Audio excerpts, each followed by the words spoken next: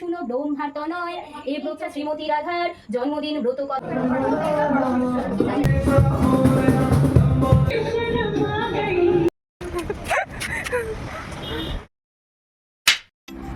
হরে কৃষ্ণ, সবাই ভালো আছো তো? আমিও ভালো আছি। আবারও একটা নতুন দিন, আবারও এক নতুন রেডি যুদ্ধ। হচ্ছি, কিন্তু আমরা কি নাচবো জানি না, কারণ আমাদের কোনো গান দেওয়া হয়নি।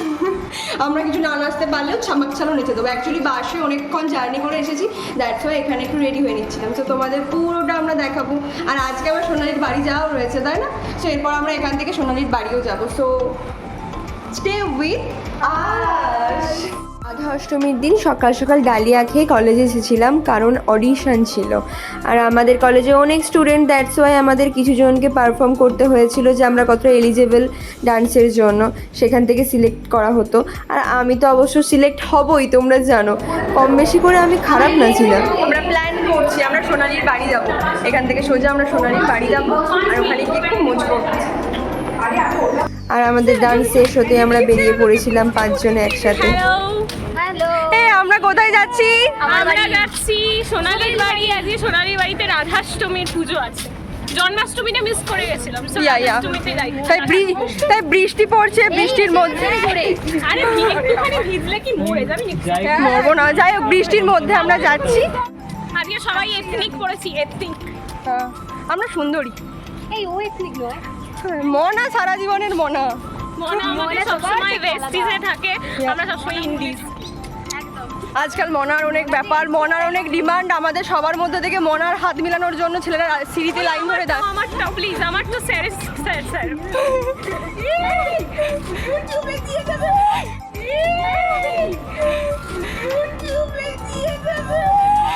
আসলে আমরা হঠাৎ করে ম্যারাথন দৌড় স্টার্ট করে দিয়েছিলাম বাস ধরার জন্য, কিন্তু আমরা বাস ধরতে পারিনি। সো হোয়াট, আমরা শুরু করে দিয়েছিলাম আমাদের একটু ঢংরং।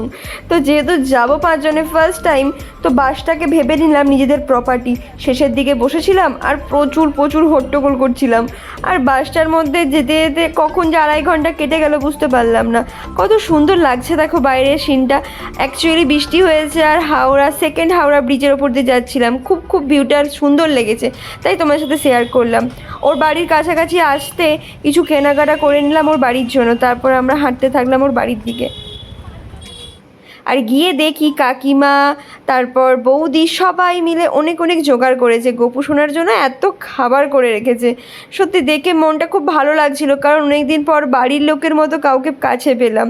আমাদের নতুন 3টে বাড়ি হয়েছে, আমি আর মনা বাইরে থাকি, আর আমাদের 3টে ফ্রেন্ড, তাদের বাড়ি এখানে। সো আমাদের জন্য যেন নতুন 3টে বাড়ি খুলে গেছে এই কলকাতায় এসে। তো ফ্যামিলি না পেলেও এই সমস্ত আনফ্যামিলিয়ার মুখগুলো যখন ফ্যামিলিয়ার হয়ে যায়, খুব খুব মন থেকে সুকুন আসে। আর আমরা সবাই মিলে পুজোতে খুব হেল্পও করেছি, আর খুব খুব অ্যাক্টিভও ছিলাম।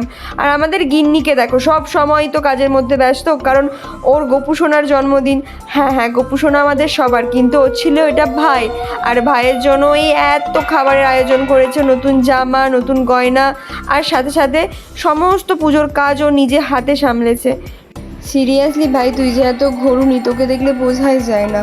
আর বিশ্বাস কর, সুযোগ পেলেই আমি তোদের বাড়ি চলে আসবো। তার কারণটা কি জানিস? তোর বাড়িতে এসে আমি নিজের বাড়ির আঁচটা পেয়েছি, কারণ আমার বাড়িতে যে জলগুলো রয়েছে এখানে সবটা খুঁজে পেয়েছি আমি।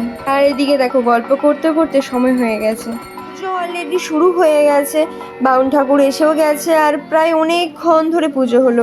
আর আমাদের গিন্নিকে বলা হয়েছিল লক্ষ্মীর পাঁচালি পড়ার জন্য। টু বি অনেস্ট, আমি এরকম পাঁচালি পড়তে কখনোই পারতাম না, যেটাও পড়লো। Seriously hats off you. জলাশয়ের ব্যাকুলিত চাতক যেমনি রাধা অদর্শন। ওর এই পাঁচালি শুনতে শুনতে সত্যি আমি কোথায় হারিয়ে গিয়েছিলাম, তাই ভিডিওটা খানিকক্ষণ পজ করে তোমাদের আমি শোনালাম। শুনতে থাকো, কত সুন্দর নিখুঁত পাঁচালি পড়ে। হইলাম আমি তপস্যা হইতে ক্ষান্ত হন দিদিমণি, অনন্তর মথুরায় অবতীর্ণ হয়ে। পুজোর একবার শেষের দিকে আমরা পৌঁছে গিয়েছিলাম। তারপর এখানে আরতি হচ্ছিল, আর এই গোপু সোনার এত এত খাবার দেখে মনা শুধু লোভ দিচ্ছিল, তাই ওকে বলছিলাম ভাই একটু সবুর কর।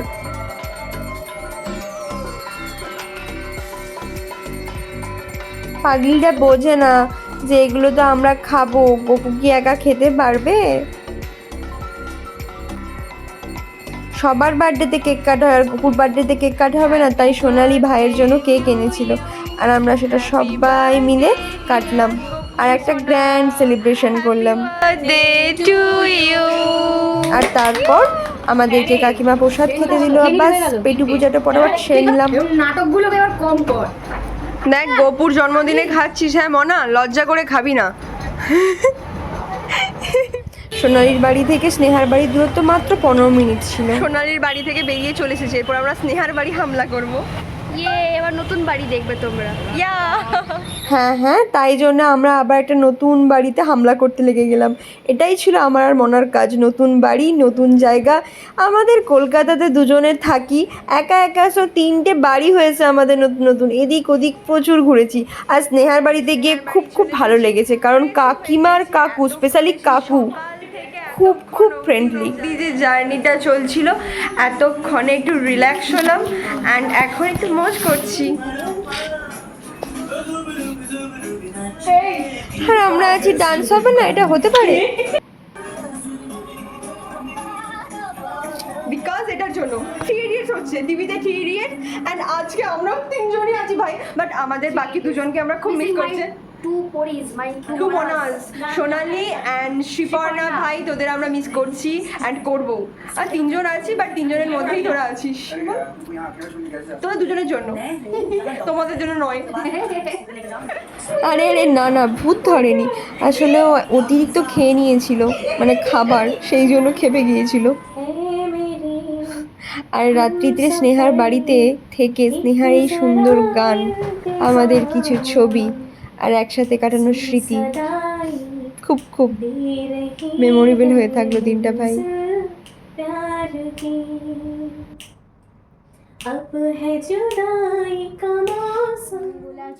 তো এই দিনটা গোপুর বার্থডে সেলিব্রেশন হলো আর আমাদের সিলেকশনও হলো, দিনটা বেশ ভালোই কাটলো। তো সবাই ভালো থেকো, সুস্থ থেকো, টাটা।